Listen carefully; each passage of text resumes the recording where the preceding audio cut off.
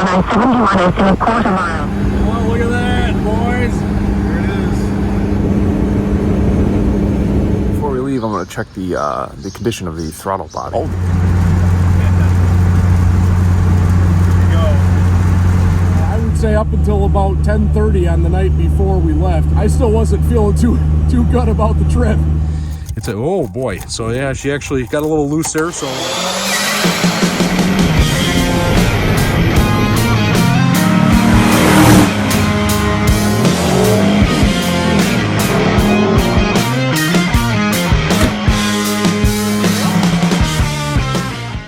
Hey everybody, it's Adam again, and welcome back to my garage. Super excited about this week's video. So you'll remember a couple days ago we went through and got my BMW E21 track car ready to go for a nice long road trip down to Louisville, Kentucky for my buddy Dave's bachelor party. This week we're going to take you along for the ride on that road trip through all the little things up and down, good and bad that happened, and it was a mostly good trip, and the car actually performed very well. Only a couple minor things we had to address along the way and when we got home. If you like the sound of engine noises and seeing some guys being goofy as we're on the trip with my buddies Pat and Chris along for the ride, this video is for you.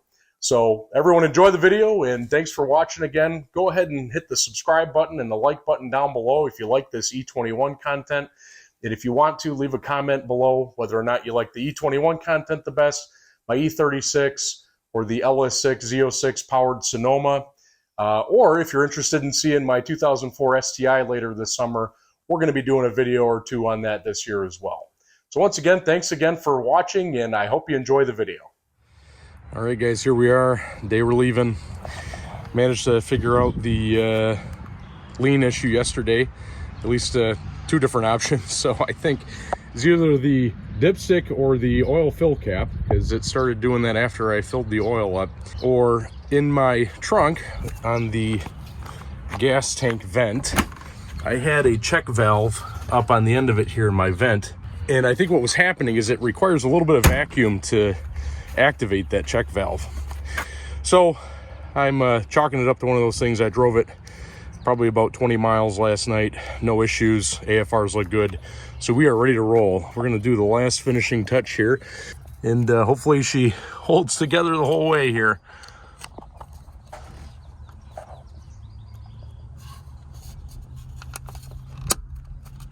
There we go. Well guys, we're on our way. Got the driving shirt on today. We're going to do a lot of driving, so this is about a 450 mile one-way trip, and hopefully everything holds together. We'll see. I've got breakfast, going to pick up my buddies right now. We're going to be on our way.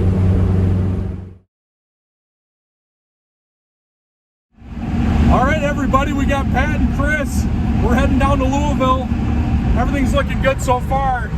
We're running real nice with the fuel mixture, etc. So life is good and we are on the road. Nothing better than driving a 40-year-old car in a 1,000-mile round trip. It's like rolling the dice. All right, boys, we made it to Ohio. 140 miles into the trip. Yeah. All right, we're gonna try out this fine establishment here in Ohio. Got to stop for lunch. Not too bad of a ride so far, huh, Chris? It's been okay. All right. What'd you say? What?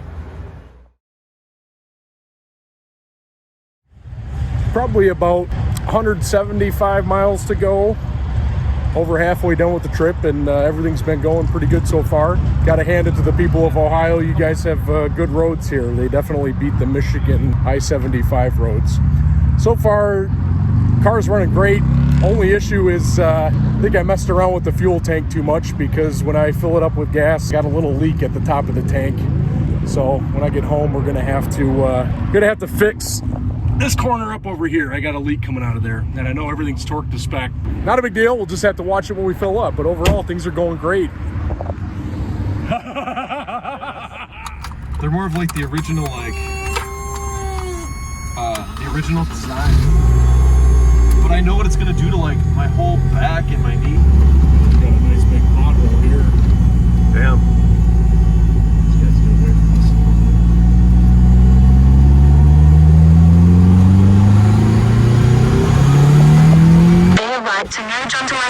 I-75 south.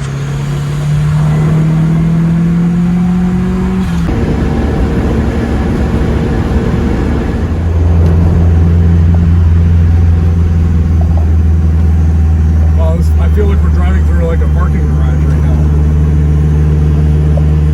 Up on the right. Yeah, you'll take a right on Queen.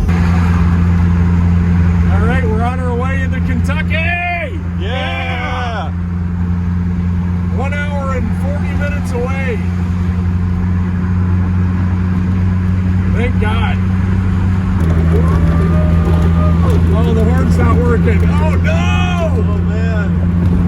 Crash reported ahead on I-71 in a quarter mile. You are still on the fastest lane. So ever since we hit Cincinnati, the outskirts of it on the north side, we've been in traffic for the last hour and a half. A little bit of a story here. We were planning to take I-69 down through Indianapolis to get around this, but we missed our exit way back in Michigan. So we're doing the nice scenic route here through Cincinnati, and hopefully we'll be to the place by tomorrow night. Nothing like watching a traffic jam, but we've had an hour and a half ETA for the last hour and a half. So whatever happened up the road is making us sit here. And Couldn't get off that exit. Okay. And Is this the we tried exit to right get that back we got on. right here? Yeah. Yeah, right there. What's that? Like 42? 42? Yeah, we can do that if you want. All right, we're gonna get off here.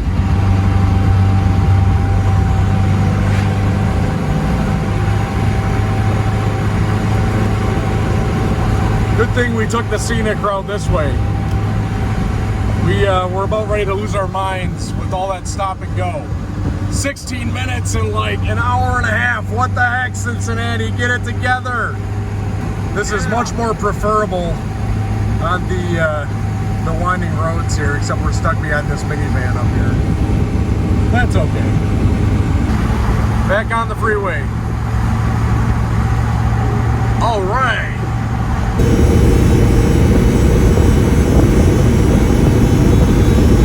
Well, look at that, boys. There it is.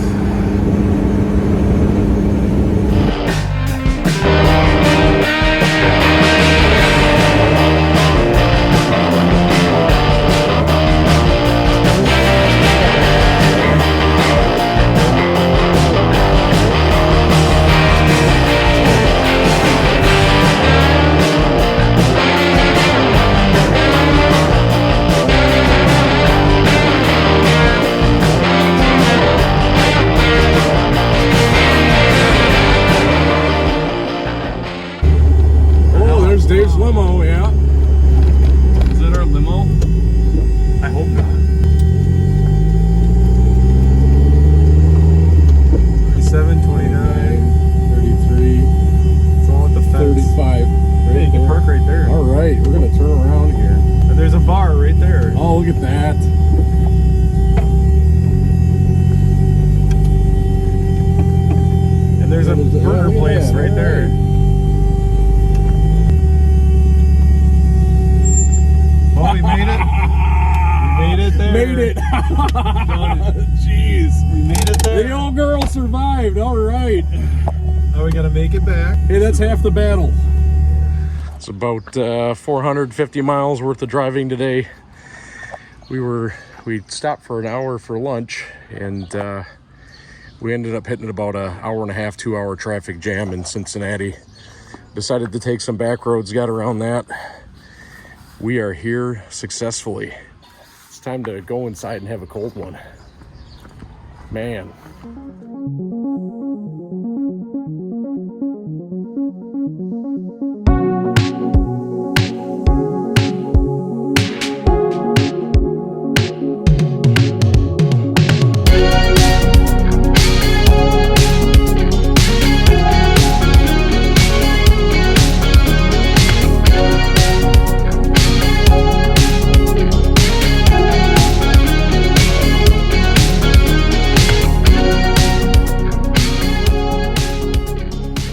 Good morning, everybody.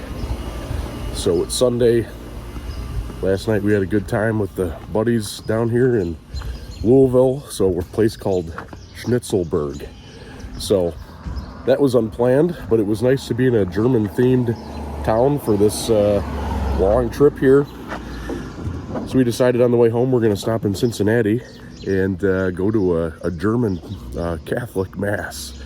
So we're going to have a good time there as well, and just want to talk through what we're going to do here before we leave. So as with any trip, just like to check the oil and everything, and we'll check out our overflow here. We're going to go look at the coolant as well, but let's take a look at our oil in here. Yeah, so, you know, she did pretty good there. It's, you know, down probably about less than half of a quart there, but it's looking good. And let's check out our coolant underneath here. Oh yeah, plenty of coolant in there. She's sitting good there. It's exactly where I left it when we filled it up at home before we took it on the road. You know, other than the fuel leak that we got on top of the tank there, which is minor. I mean, we can get through that after we burn down about a half gallon of gas. The fumes go away inside the car. So I gotta thank my buddies Chris and Pat for putting up with the old girl on the trip down. There's Chris right there. Look, he's got all of his luggage. Hey, it's me. So let me tell you, we're excited for the trip today, and well, we don't really know what to expect, but it is Sunday, the Lord's Day. Chris is gonna put his stuff inside the car, and Pat's gonna be down. He's gonna put his stuff inside the car, and then we're gonna leave. Yeah, and that putting this stuff in the car helps for the structural integrity of the vehicle. All right, so. Oh, look at this. Look at this nice framing of Chris there with the coffee and car. Perfect. Chris is going to point some things out that he notices underneath the hood here. I'm pretty sure, I'm not an expert, but I think that this is the throttle. One thing that I've noticed from the time that we arrived to this very moment right now, the engine is literally in the same spot that it was 40 hours ago. This is a hose here that holds coolant. Sometimes if you squeeze it with this cap up, you can overflow the coolant tank. Yep. So throttle. Remember, three things. The engine has to be in the same spot in the vehicle every time you drive it. Make sure that doesn't move. This is I think this is a throttle. If you squeeze this hose, coolant will come out of that tank here. So that's my advice.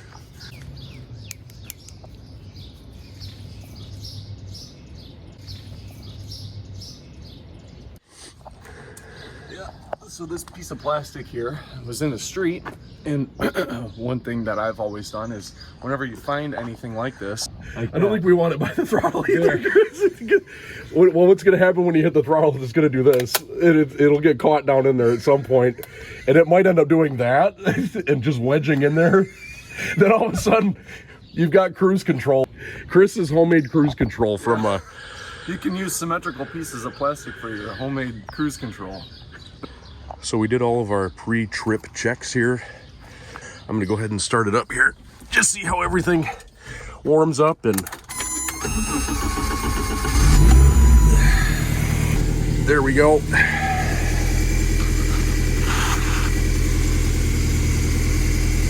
Oh, you know, I'm getting a little bit of Bluetooth connectivity issues when I set it up there.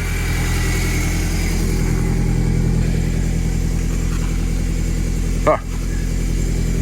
Weird, as soon as I set it down in the car, I lose the connectivity. So we'll just set it down in this fine luxury seat here. I get to spend the next 8.5 hours in. So one of the nice things about the Mega Squirt is a lot of parameters you can change in the tune. One of the things I did with mine is I have it start out with the high idle, and then by the time it starts warming up, it ramps down to about 1,000 RPM. So it's got the high idle right now to help it warm up. AFR runs a little rich at idle on purpose. I run it a little bit rich just because it gives me a little more stable idle with this car, especially with the bigger injectors as well on here for the E85 tune. So we're gonna go ahead and let her warm up here and get everybody else packed up. It's time to get this show on the road.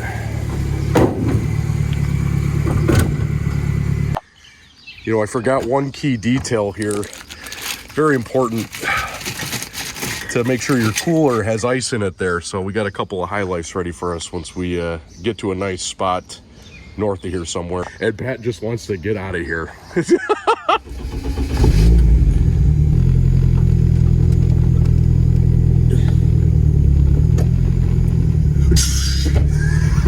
Whoops, that's not a good way to start the trip. The best thing about the startup this morning is that there was no smoke coming out of the back, so that means we're good to go. Thank the Lord. See you later, Germantown. Good night, everyone. It was kind of a cool little area. It was.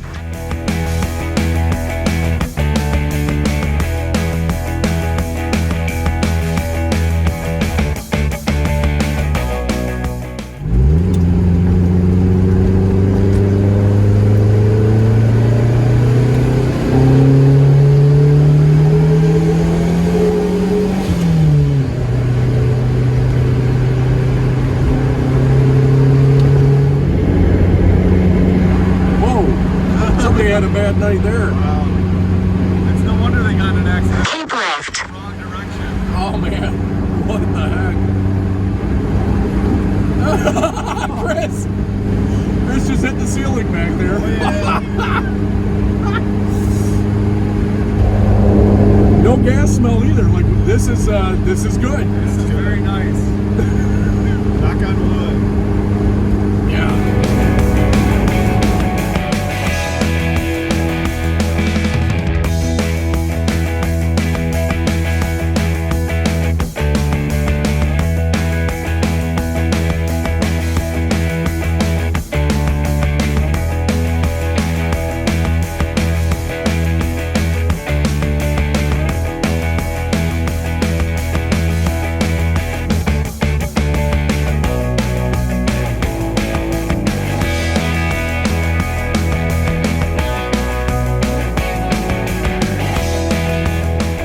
Gas station filling up here, and I noticed there was a bird having a Thanksgiving feast in the tree above my car as it was parked at the Airbnb there. So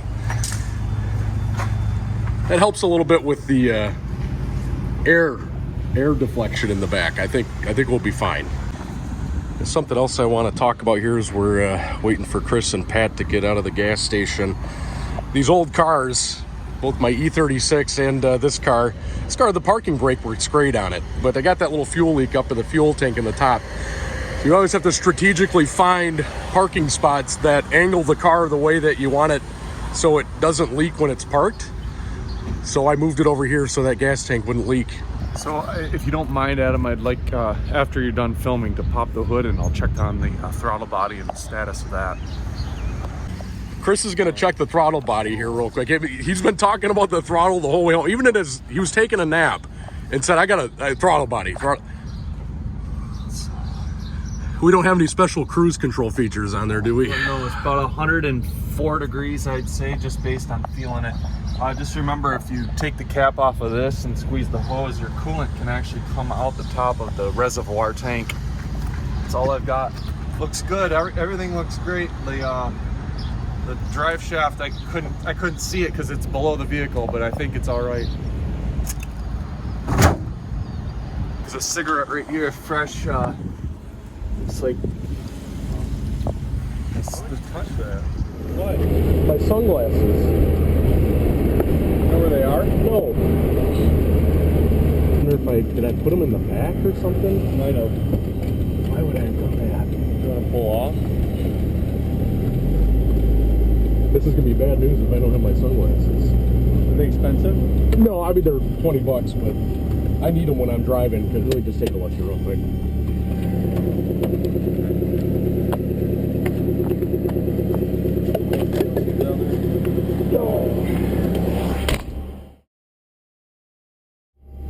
There we go.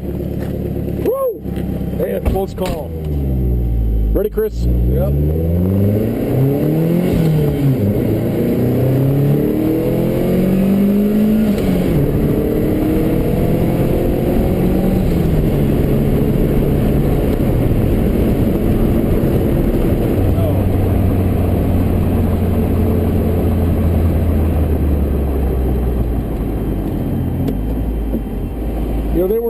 yesterday when they said you'll always hit traffic in Cincinnati. Yeah.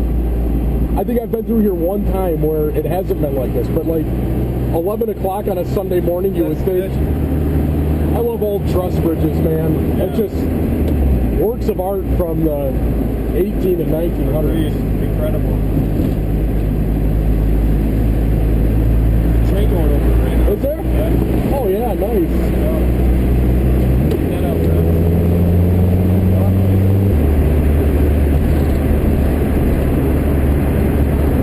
You want to take a quick video of that real quick, Pat? Oh boy. Right here. What the heck? line to take exit 1C onto 5th Street.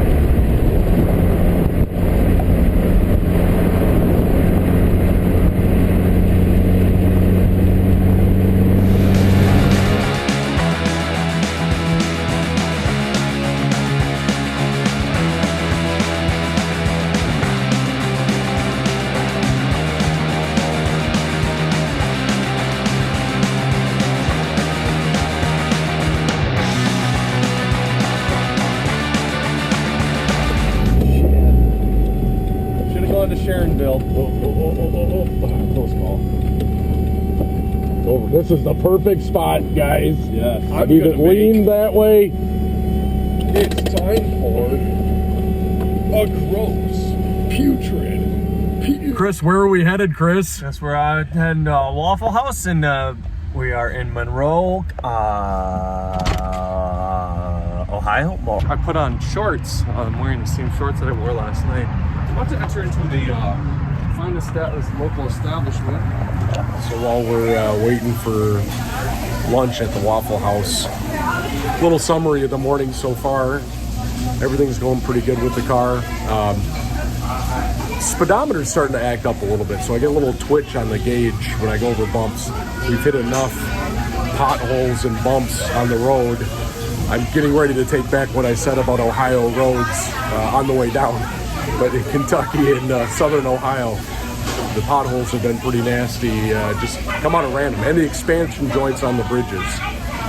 So I wince every time we go over it, but I think it'll hold up on the way home. Really, everything else is going good, so we're gonna enjoy lunch and we'll be on the road. Right, thank you. Excellent. Hot back there? I went to put my arm up on the back of the seat and nearly melted my bicep.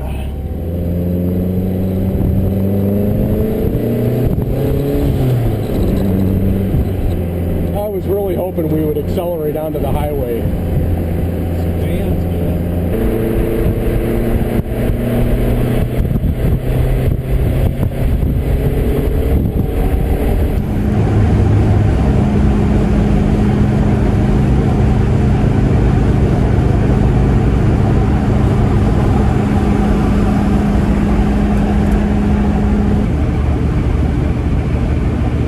Those little blackbirds are always like poking at you. Yeah. I'm gonna say every word. Yes, good. Look at how low that plane's now.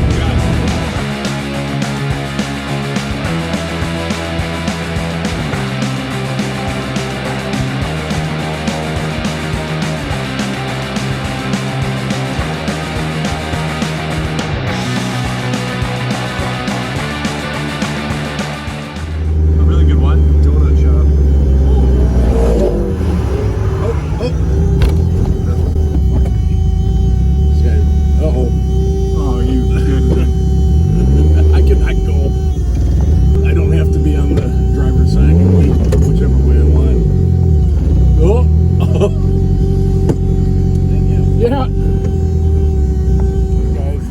stop in Ohio here. And we're about 220 miles from home. Just filled up, got the car idling out here. Pat's waiting for us, and we're gonna be on our way. So far, everything's looking good. Been a success. Next stop is Pat's house. Oh yeah, party! Yeah! So we're gonna run into a little storm up here. A lot of times what happens is that, obviously you get rain up in the front and it cools down a little bit differently. So I want to get a baseline. We've got about 93 degrees for the intake air temperature and 197 for the coolant. We'll see what happens when we go through the rain here. Curious. All right, so we're just starting to go through the storm here. Intake air temp is down about 7 degrees from where it was just about 5 minutes ago. The nicest thing about this rain is it's gonna wash off all of that bird waste that was on the back. Yeah! Chris, you look nice and comfy back there. Thank you. Down to 82.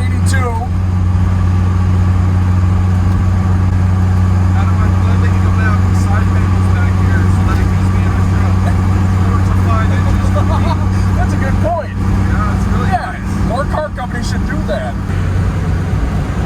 So a lot of times, like on the Subaru, my 04, in front of the intercooler, it's got like windshield wiper sprayers. That helps to cool the air down even more, basically preventing heat soak from the intercooler with the hot turbocharged air. It's really doing the same thing along with the ambient air temp here. I'm getting that down. So if that gets below 80, that'll be pretty cool. Also makes me maybe want to put some sprayers on the front of my intercooler like the Subaru's got. Do something later. I've got a spare tank and pump from the E21 that I can put up there, mount up there pretty easy. So we'll see how that goes in the future.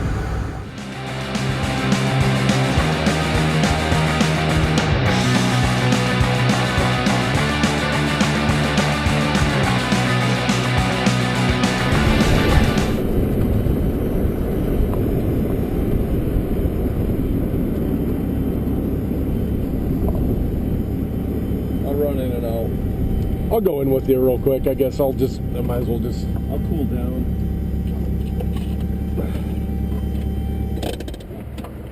Yeah, are you staying outside, Pat? You're going to the potty? Go in. No, we can pitch those.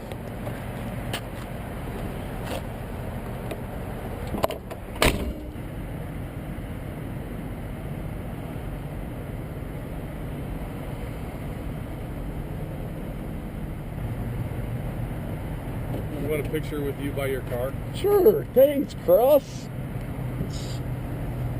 Remember this moment? You gotta be by your car. Ah! Ah! Oh, shit.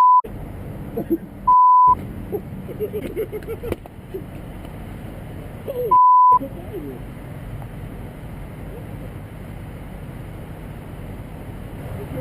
Get a picture of me standing on top of the car. It's been a while since I've done this. On the roof? On the roof, yeah.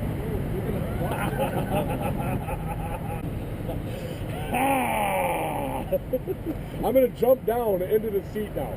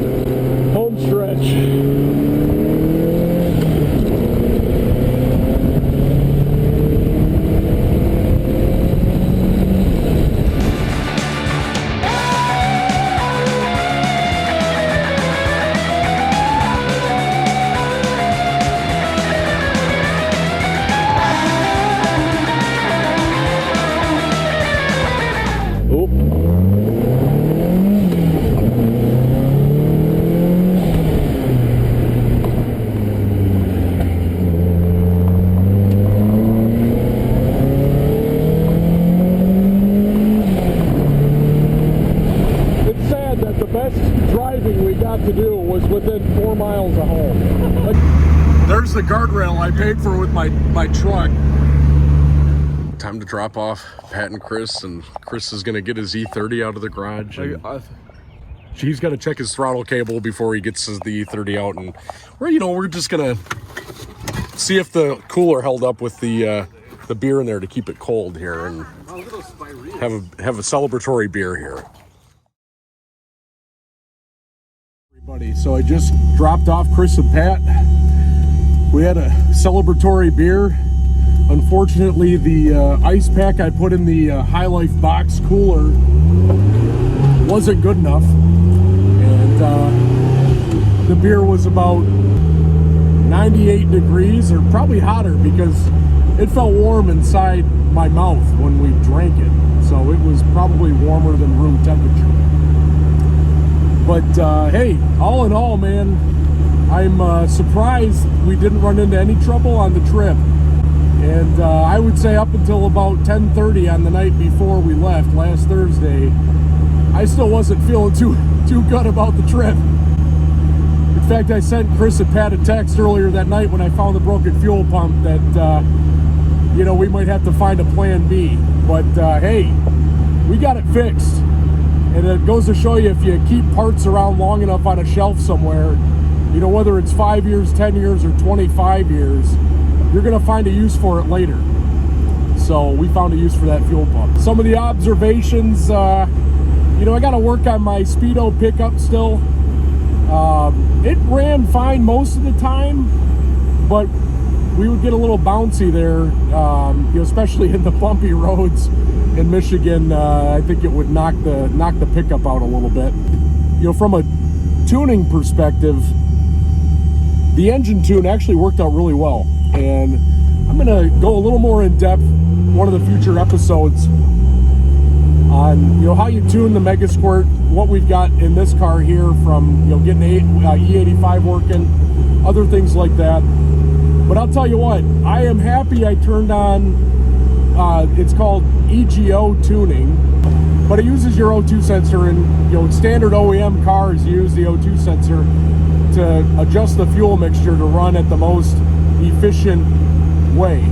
So I set that up right before we left, but when we got in the hot weather and down in Cincinnati, Kentucky, it allowed my wideband O2 input to adjust the amount of fuel coming to the engine, and at 70 miles an hour it was dead on, and that was great. From a heat perspective, no issues with overheating the fan. Everything worked fine. When we were stuck in the traffic in Cincinnati, it was stop and go for a good hour and a half, almost 2. I felt like 2 hours. Felt like 9 days of stop and go traffic. She was getting a little warm, but I flipped the fuel mixture a couple times. I've got an E85 switch, and it doesn't stall the motor. It just runs really rich. That helped cool the motor down a little bit when we were in that sweltering heat and not really getting much air moving through the engine. So that worked out fine. 2 things I got to work on in the tune. I got to work on the air fuel mixture between like 40 and 50 miles an hour. Kind of running lean there, and luckily we're not driving too much like that when we're on a long trip like this, so it didn't really cause a problem. But I noticed it was running lean there. I'm gonna have to work on that in a couple weeks here, and as we get into the hot days of summer here, be a good time to really tune that. So, and then the other thing too is the warm enrichment when we're in hot temperature. Back when we went to the Waffle House there in southern Ohio, when I started the car up, it was pretty warm out. Everything was already up to temp. It was running a little lean and didn't want to idle rate, so I had a fluctuating idle just sitting there in the parking lot. Again, I flipped to the richer map for E85, and that seemed to help it idle just fine. So I gotta work on that enrichment based off of that temperature map. I mean, aside from this crank handle falling down every couple of minutes, actually it stayed up there pretty good. I banged it really hard the last time I put it up there. The sunroof crank is a pretty common issue on these cars, but that I don't know if I'm gonna fix that. I like putting it up there whenever I need to use it. That was a minor issue. Brakes, everything was fine on the car. Driveline, everything felt great. Wheels are all balanced nice.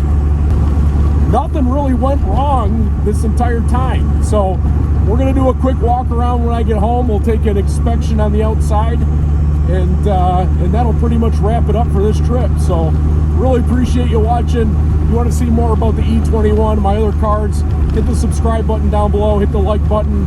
I hope you enjoyed the trip as much as I did.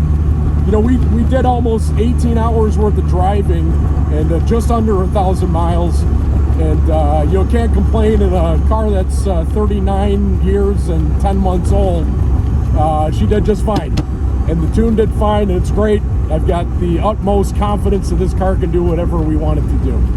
So take it from track car to cross-country trip car in the matter of a week, and life is good. So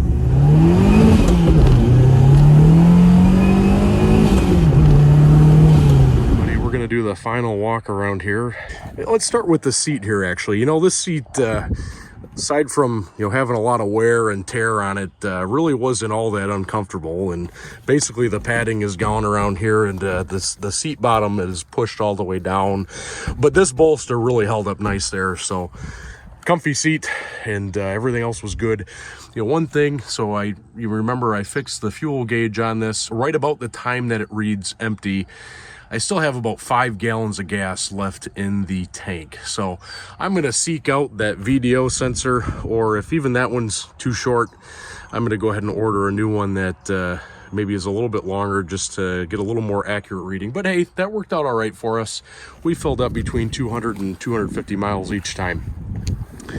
All right, under the hood, everything appears to be intact pretty nicely. We had a connection come off down here, so this was a custom connection I had made to get my flex fuel ground to a grounded wire. Looks like we got a little bit of tension on that wire, so those bumps that we hit down the road probably jarred that guy loose.